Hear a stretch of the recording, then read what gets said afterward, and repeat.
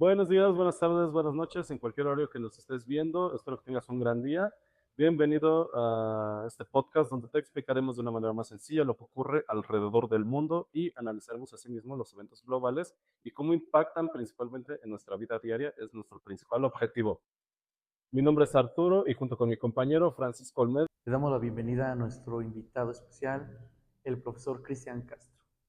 En este podcast que se llamará La realidad de la nueva reforma. Muchas gracias a Café y Geopolítica, un proyecto de jóvenes estudiantes. Pablo, Francisco y Luis, gracias por la invitación a este espacio virtual que están coordinando. Bueno, entonces vamos a dar inicio a una ronda de preguntas para conocer mejor este tema tan controversial que es la reforma al Poder Judicial, en lo cual nos acompañará el profesor Cristian Castro, que es de primera mano quien conoce todo este proceso. Antes de comenzar con ello, quisiéramos hacerle unas preguntas, profesor. ¿Por qué decidió estudiar Derecho? Bien, decidí estudiar Derecho cuando era joven y siempre tuve un interés profundo en conocer cómo eran los procesos de impartición de justicia. Me llamaba mucho la atención el conocimiento de las normas. Siempre quise aprender y en su momento quise ser un abogado litigante o postulante que defendiera casos en específico y obviamente contribuir a solucionar problemas principalmente en personas de escasos recursos o personas que no tenían la posibilidad de poder pagar un abogado, que siempre me identifiqué desde esa perspectiva social. Ok. La segunda pregunta es, ¿cuál es su experiencia profesional y cómo se ha desarrollado en la misma? Bien, la experiencia profesional que he tenido, pues es desde muy pequeño. He pasado por, digamos, el Instituto Nacional de Educación para los Adultos. Estuve como titular de Punto de Encuentros, una institución muy noble. Después estuve en el Instituto de la Mujer, en un departamento o jefatura jurídica, y ahí pues llevábamos muchos casos en materia penal, siempre defendiendo a la mujer. Era un instituto de mujer y pude constatar desde muy joven las violaciones graves y maltrato, digamos, que hay en contra de la mujer, principalmente en el seno de la familia, y eso también me motiva a seguir luchando por una justicia. Después de eso estuve en el Servicio Nacional de Empleo. Es una institución igual muy noble en lo que es el Servicio Nacional de Empleo, que se dedica a vincular profesionalmente a jóvenes desempleados, mujeres desempleadas. Y bueno, era coordinador regional y llevábamos también toda el área jurídica, administrativa, de toda una región en el estado. Después de ahí tuve la oportunidad de estar en, el, en la Secretaría de Seguridad Pública, en el gobierno de Felipe Calderón, es ese gobierno. Entré como abogado penitenciario y duré en 10 años en promedio en esa secretaría que, bueno, fue Secretaría de Seguridad Pública, luego fue Comisión Nacional de Seguridad Pública, luego desaparece en la Secretaría de Seguridad Pública y con Andrés Manuel López Obrador fue Secretaría de Seguridad y Protección Ciudadana. Estuvimos ahí en todas esas transiciones y ahí es a donde he tenido, digamos, una apertura más profesionalmente de acuerdo al cargo al que hoy estoy participando como candidato a juez penal. El pasar, caminar por el sistema penitenciario, pues me ayudó a comprender la importancia de la reinserción social, la importancia de la ejecución de la pena, la importancia de que se puedan respetar derechos de las personas en reclusión. Conocí Islas Marías cuando era un centro de reclusión, estuve en Puente Grande, Jalisco, en Almoloya, Matamoros, Tamaulipas, en el CEFERESO número 4, femenil y varonil, en el 5 Oriente, que queda en Veracruz, Tabasco. Digamos que el sistema penitenciario federal tiene aproximadamente unos 14 centros de reclusión repartidos en toda la República. Tuve la oportunidad de recorrer el 90% de los centros federales de máxima seguridad y mi adscripción siempre fue en la Coordinación General de Centros Federales, fungiendo desde el área jurídica, contestando amparos, dictaminaciones, atendiendo los requerimientos judiciales, los recursos de impugnación dentro de los propios centros. Entonces, realmente conozco mucho del sistema penitenciario porque también cuando se reformó la Constitución en el año 2008, que se tenía que implementar el sistema de justicia penal para el 2016, en el 2015 estuve comisionado por el órgano administrativo desconcentrado Prevención y Readaptación Social para que representara a esta institución en toda la implementación del sistema. Entonces fue algo, digamos, muy interesante. Recorrí varios estados como Chiapas, Guanajuato, Estado de México, siempre representando al órgano, pero cómo iba a incluirse las áreas en las que nosotros participábamos, la reclusión de las personas, cuál era el impacto que se tenía, y en esos procesos estuve. Entonces, cuando se reforma también la Ley Nacional de Ejecución, bueno, no se reforma, se implementa, pues también estuvimos en esos procesos de implementación de lo que hoy son las figuras de jueces de ejecución de penas. Antes no existían, esas funciones realmente la mayoría las tenía la Secretaría a través del sistema penitenciario, y bueno, ahí es a donde pude comprender, como insisto, la importancia de la reinserción y de la pena. Por eso siempre digo que soy penitenciarista de corazón. Eso es en el lado profesional. Ya en el lado académico, pues he dado clases en la Universidad Autónoma de Tlaxcala desde los 24 años. Fue mi primer clase en licenciatura en una universidad pública. Después estuve aproximadamente unos 6 años como docente en esa universidad. Después me incorporé a la Universidad Nacional Autónoma de México en la Facultad de Ciencias Políticas y Sociales de la UNAM, en la licenciatura en Administración Pública y Relaciones Internacionales, en el cual llevo aproximadamente 12, 13 años de antigüedad docente en esa universidad, en la que hoy soy profesor todavía. Y en el 2019 me incorporé a una universidad de reciente creación, soy maestro fundador en el ese entonces Instituto de Estudios Superiores de la Ciudad de México, después Universidad de la Ciudad de México y hoy Universidad Nacional Rosario Castellanos, ¿no? Entonces he estado en esto, involucrándome en la docencia, he dado clases de Derecho Constitucional, Derecho Internacional Privado, Seguridad Pública, de Derecho Penitenciario, Derecho Internacional Público, principalmente en mi área jurídicas en las que he estado y la que he tenido oportunidad de conocer muchos estudiantes en estas escuelas públicas. Y como podrán verlo, soy defensor de la escuela y la universidad pública. Profesor, ¿nos podría explicar cuáles fueron esos momentos o acciones que lo llevaron a ser ahorita candidato al Poder Judicial? Claro que sí.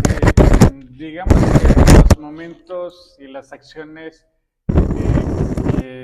tomé la decisión de ser candidato dentro de esta estructura del Poder Judicial, pues fue primero que nada porque creo que se necesita un cambio dentro del Poder Judicial, un cambio, no tan acelerado, pero sí era prudente que se reformara el Poder Judicial. Entonces, dentro de ese proceso, soy fiel creedor de que era necesario que se modificara la estructura principal, porque pareciera que hay una burbuja de los actuales juzgadores, no de todos, en los que estaban en una zona de confort y a lo mejor eso hizo un poco lento la justicia.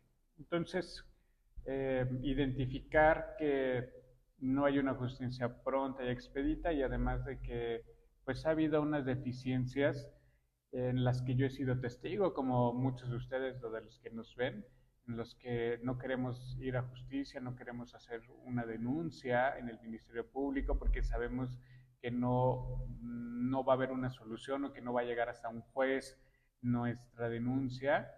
Entonces, es válido hoy en este escenario participar bajo esa tesitura porque creo en ese cambio necesario. La segunda, pues al ser abogado, creo que cuando uno estudia licenciaturas en Derecho, dices, pues puedo ser abogado postulante, puedo ser juez, puedo ser maestro. Digo, hay un amplio perfil profesional dentro de estos. Y como cubro los requisitos que establece la convocatoria, que establece los lineamientos, pues digo, soy un perfil idóneo y legítimo para poder participar en este proceso. Y quisiera decirles que, bueno, también la tómbola, famosa tómbola que ha sido muy, digamos, controvertida en si es válido o no, bueno, pues también acreditamos esa etapa y por eso estamos en esta lucha de seguir contribuyendo a mejorar nuestro país y hoy nos toca desde esta perspectiva y como siempre lo he hecho desde el área académica, desde el área profesional. Entonces esos son, digamos, los motivos principales por los que estoy participando en esta contienda electoral para juez penal en el distrito judicial número 10 que corresponde a las alcaldías de Iztacalco y Venustiano Carranza. Ok, y en lo personal me parece muy interesante esta parte donde menciona garantizar el acceso a la seguridad, ya que en muchas ocasiones pues, todos conocemos cómo es el sistema del Ministerio Público. Muchas personas, muchos ciudadanos no se atreven a ir a denunciar, no se atreven a ir a buscar la justicia, porque incluso el mismo Ministerio Público a veces te cuestiona si realmente es cierto, incluso hasta te la pueden voltear. Entonces muchas personas están dudosas de realmente si existe un buen acceso a la seguridad. Bueno, entonces continuamos con nuestra siguiente pregunta.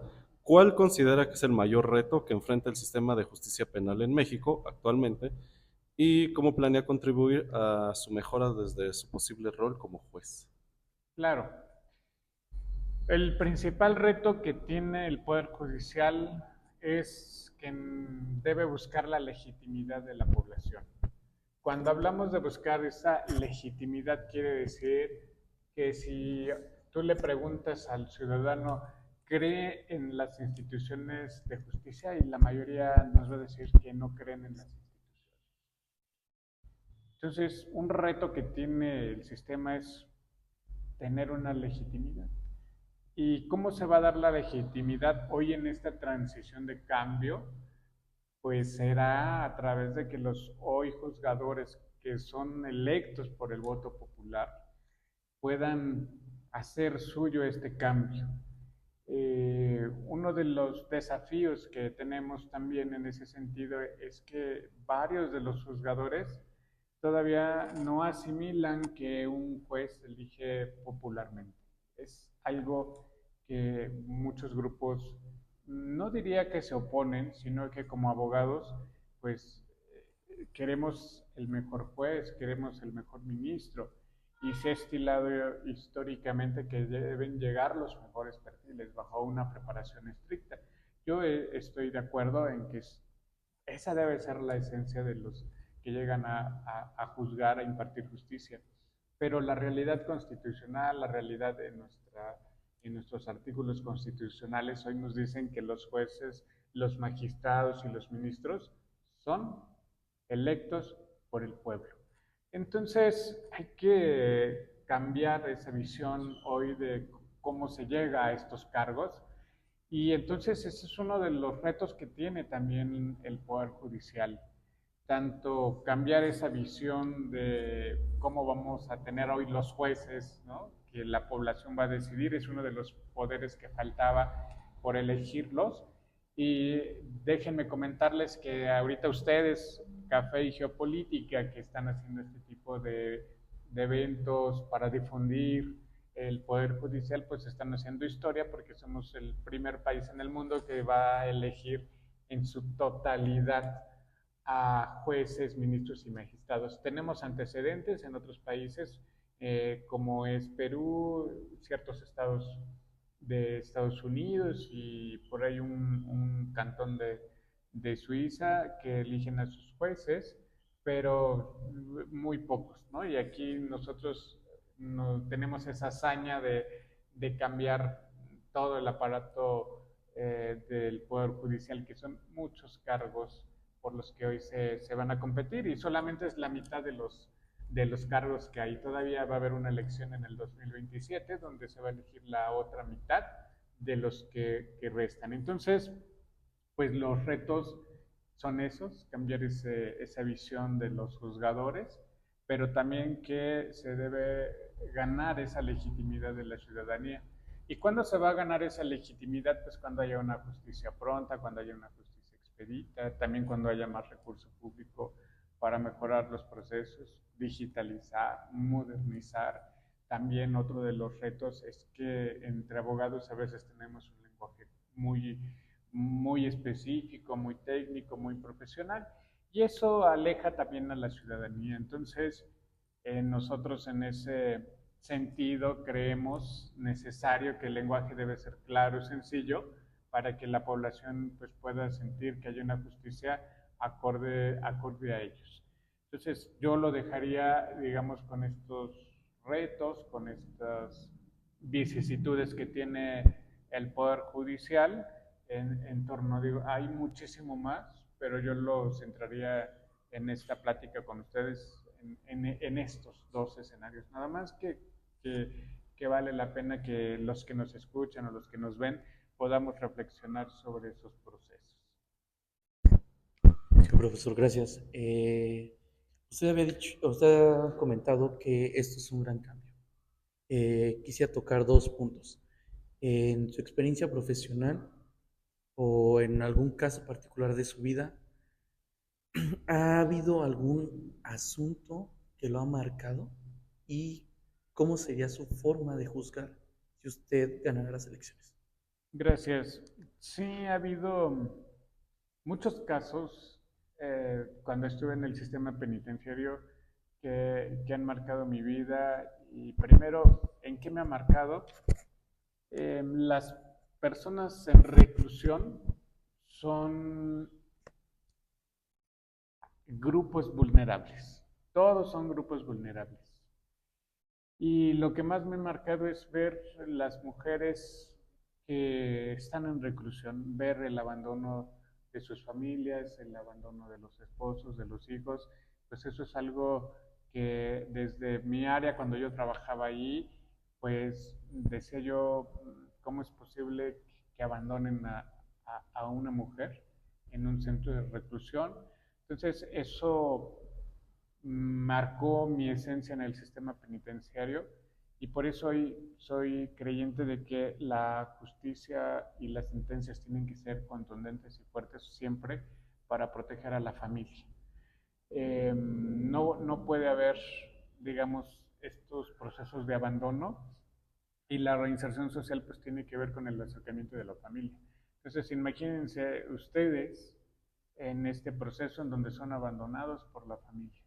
No hay reinserción social. Entonces, siempre hay que propiciar por la unión familiar porque eso garantiza que seamos una familia con muchos valores. Entonces, ahí comprendí la esencia y la importancia de la familia. Eso es, digamos, algo que me ha marcado ver ese abandono. Imagínense en Islas Marías hace unos 10 años, pues tenías que llegar a Nayarit, al puerto, y salía un día sí, un día no, un barco, perdón, que se hacía 10 horas o 7 horas, dependiendo del tipo de embarcación, para llegar a Islas Marías, acceso de comunicación restringido. Entonces, un abandono total de las personas que estaban en reclusión. Eso ha sido, digamos, lo que más me ha marcado.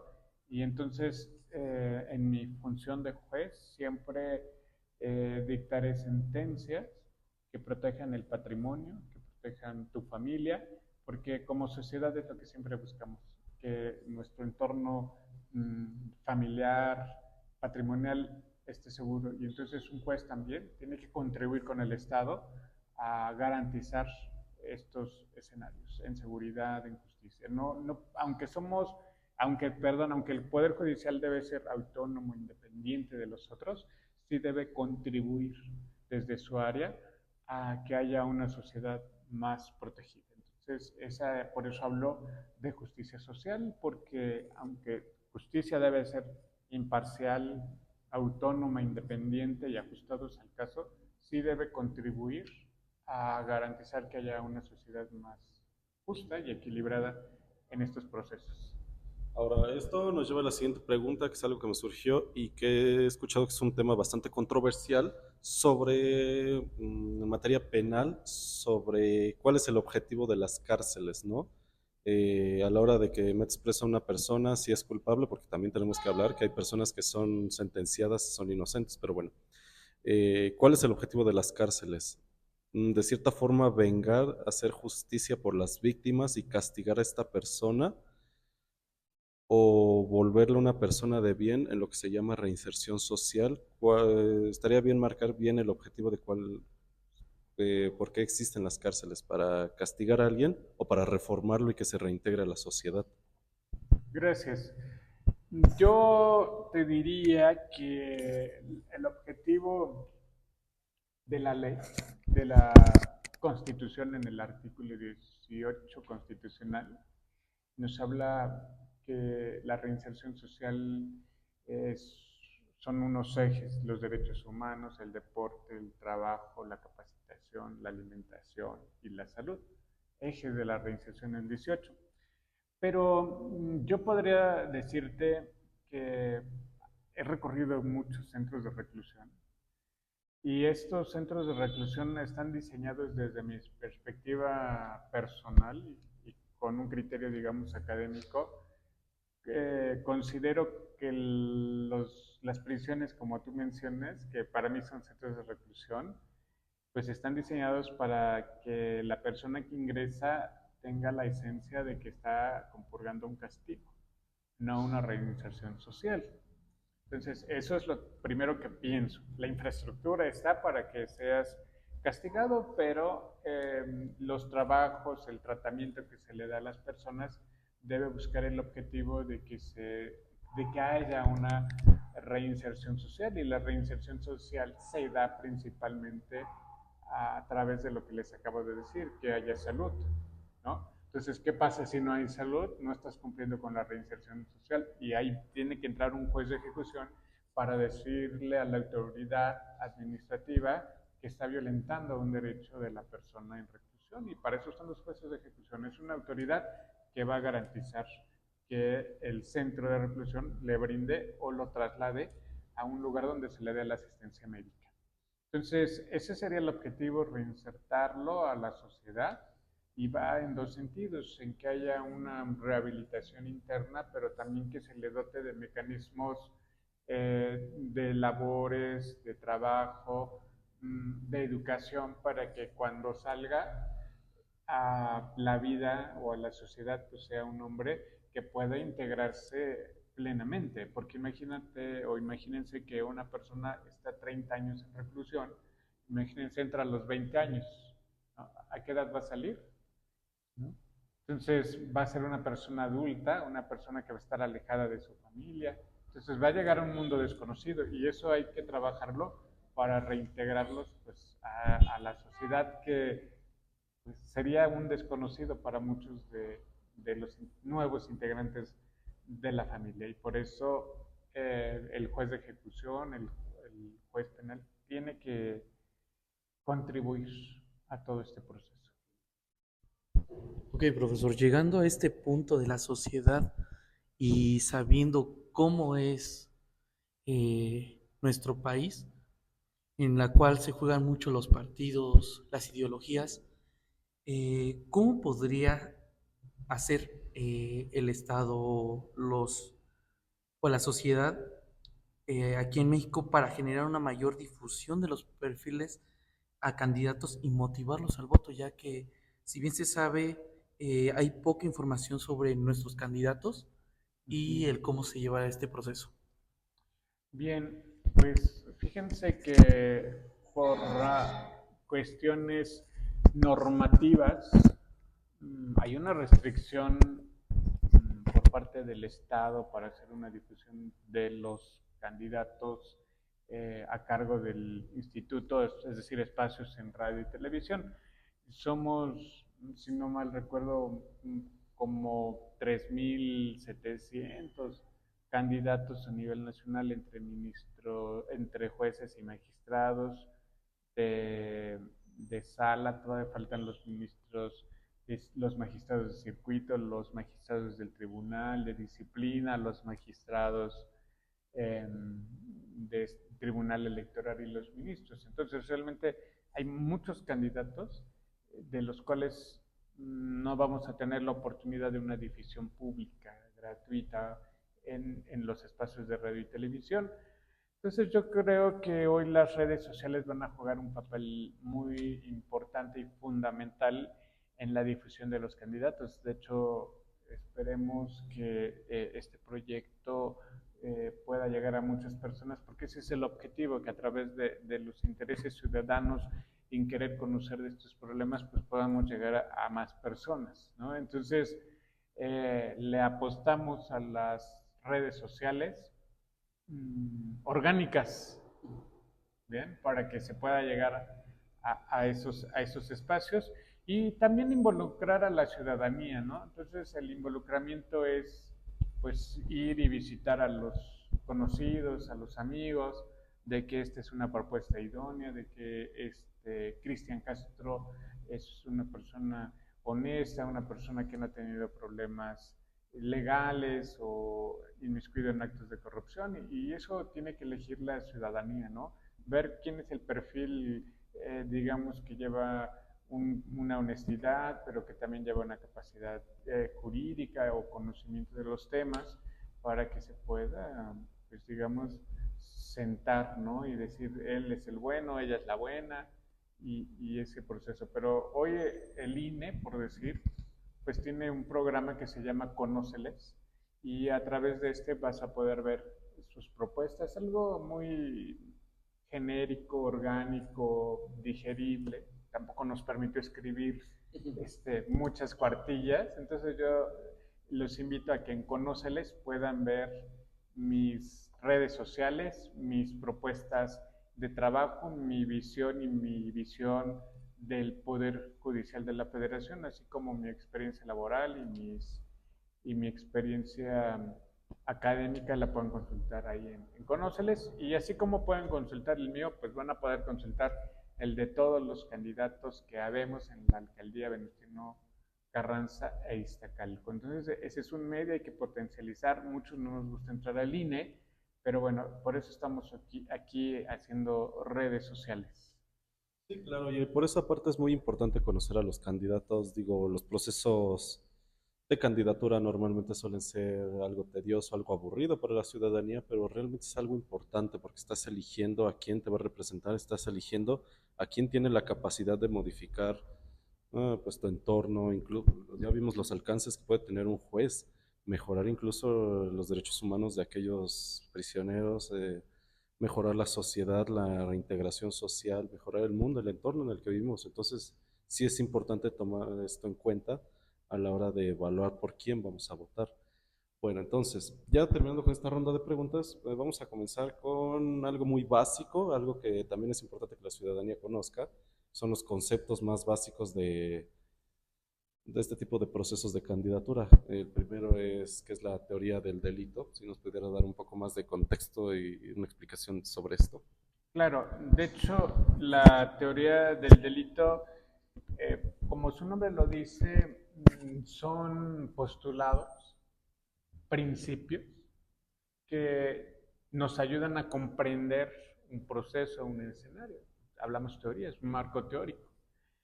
Entonces, las teorías del delito son un instrumento jurídico que van a ayudar tanto al juzgador como a las partes, al abogado, al Ministerio Público, a reunir ciertas características de una conducta posiblemente delictiva, ¿no? Y entonces, esta teoría del delito pues, va a ser fundamental para que se pueda establecer o ayudar a comprender la conducta delictiva en su caso. Y entonces su objetivo va a ser analizar y estudiar los presupuestos de punibilidad, va a tener elementos como la tipicidad, ¿no? La tipicidad, es decir, se encuadra la conducta a lo que dice la ley, ¿no? Entonces, por decir, robo, el que sustrae sin el consentimiento del titular de una cosa, el que sustrae una cosa sin el consentimiento del titular. Ese es el tipo penal, así lo dice la ley. Y la tipicidad es realmente el que yo sustraiga ahorita tu celular y me lo lleve, esa es la conducta. Entonces la conducta tiene que cuadrarse a lo que dice la ley. Porque si tú me dices, te presto mi celular y después me dices, el profe hizo esto, bueno, no se encuadraría porque hay una voluntad de la persona en prestarme el celular. Entonces, digamos que la teoría del delito nos va a ayudar a tener esos elementos para que en un juicio se pueda demostrar. Entonces, hay elementos positivos y hay elementos negativos. Ok, a mí me entra ahorita la duda, me corrige si digo alguna palabra mal. ¿Cuál es la diferencia entre querella, denuncia y demanda? Ok, bien, mira, la denuncia, la querella y la demanda, la voy a decir en términos generales primero. Son aquellos medios que la ley reconoce para que cuando una persona ha sido afectada por un delito, le pueda avisar a la autoridad, es decir, que es el medio de hacerle del conocimiento a la autoridad que fuiste víctima de un delito, ¿no? Pero la denuncia, cualquier persona que sabe del conocimiento de un hecho delictivo puede ir al Ministerio Público.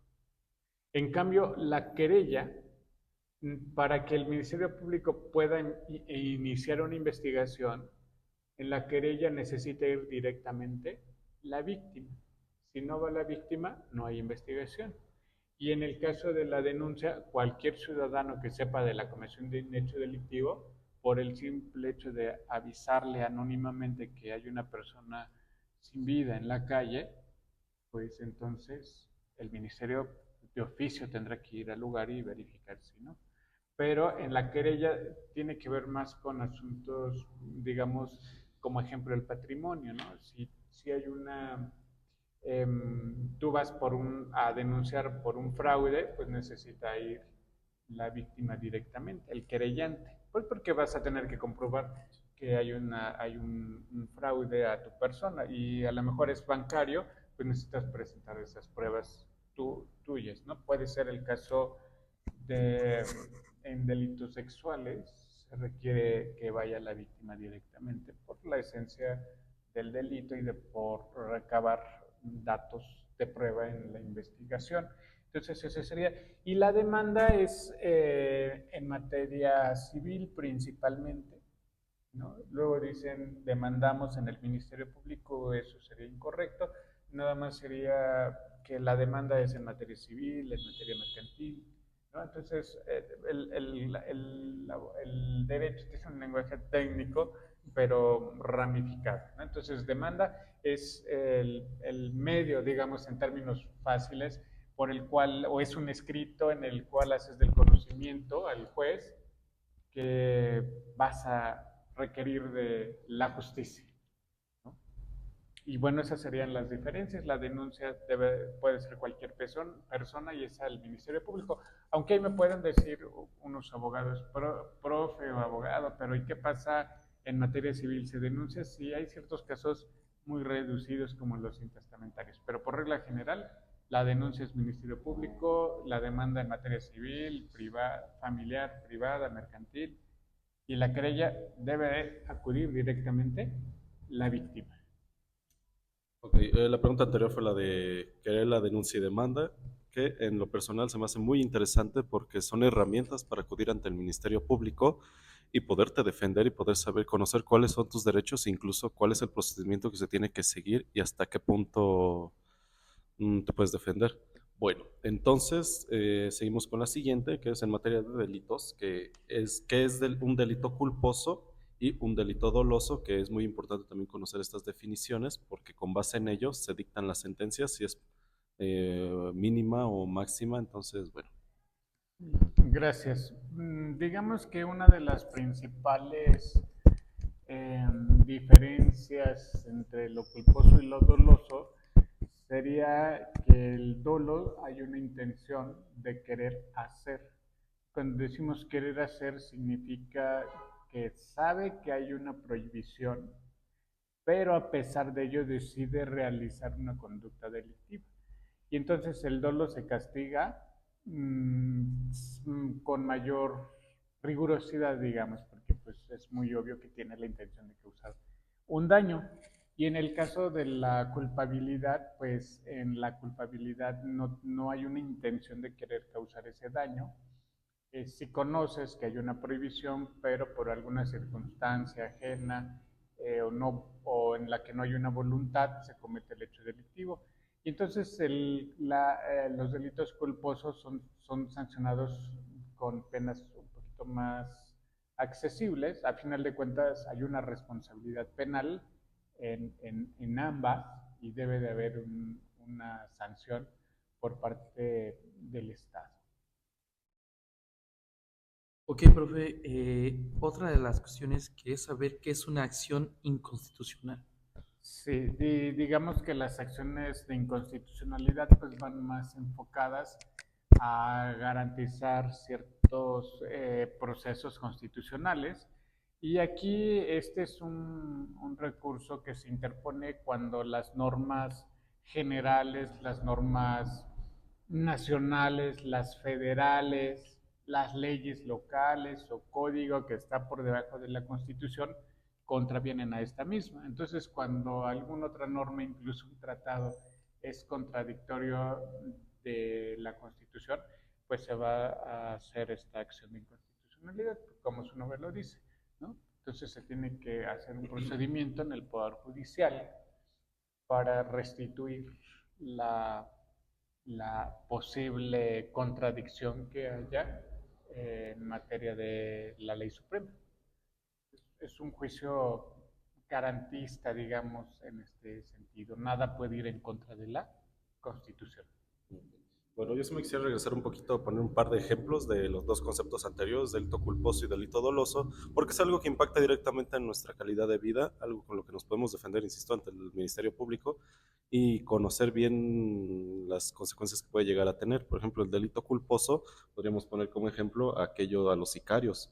El delito doloso, perdón, delito doloso podemos poner a los sicarios, a los de los cárteles. Saben perfectamente que están asesinando, saben perfectamente para qué organización trabajan, cuál es su objetivo y cuáles son sus actividades. Entonces, a pesar de ello, lo están haciendo. Entonces, esto entraría dentro de un delito doloso. Ahora, dentro de un delito culposo, corrígeme si me equivoco, podrían entrar aquellos accidentes donde hay heridos, incluso hasta, bueno, donde hay personas fallecidas, aquellos accidentes donde por alguna negligencia fueron ocasionados, sin embargo no fue con intención de matar a quien traías, a los pasajeros, realmente es consecuencia de un error humano, en este caso podría ser culposo, ¿no? Claro. Bueno, entonces la siguiente pregunta y por último, ¿qué es un procedimiento abreviado en materia penal?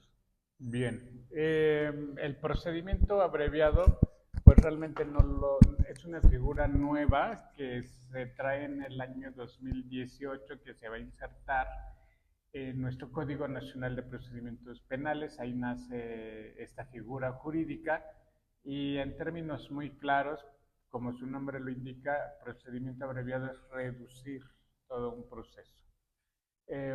¿Cuándo se reduce un proceso? Cuando la persona comprueba que cometió el hecho delictivo. Y entonces, al comprobar que cometió un hecho delictivo, va a tener, digamos, un beneficio penal, que va a ser una reducción de la pena. Entonces, esto facilita que no haya juicios largos, que acepte la culpabilidad, pero esa culpabilidad debe de estar comprobada. Es decir, yo cometí este delito, pero tengo que demostrar, ¿no? Entonces, ese es el procedimiento abreviado, un mecanismo que facilita la justicia más pronta y expedita. Bueno, y ya para finalizar, como última pregunta, me gustaría conocer qué mensaje le daría usted a las personas que no tienen intención de votar, que creen que todo este proceso es tedioso dentro de la elección judicial. Yo les recomendaría que acudamos a las urnas a votar y que reflexionemos como ejemplo que hace en los años de 1945 no todas las personas podían votar y anhelaban votar, poder elegir a sus representantes. Hoy les invito que por el bien de México, por el amor de México y por el desarrollo de nuestra nación acudan a votar y ustedes elijan los candidatos que crean que van a defender mejor la justicia, que van a garantizar la imparcialidad y la legalidad de todos los actos.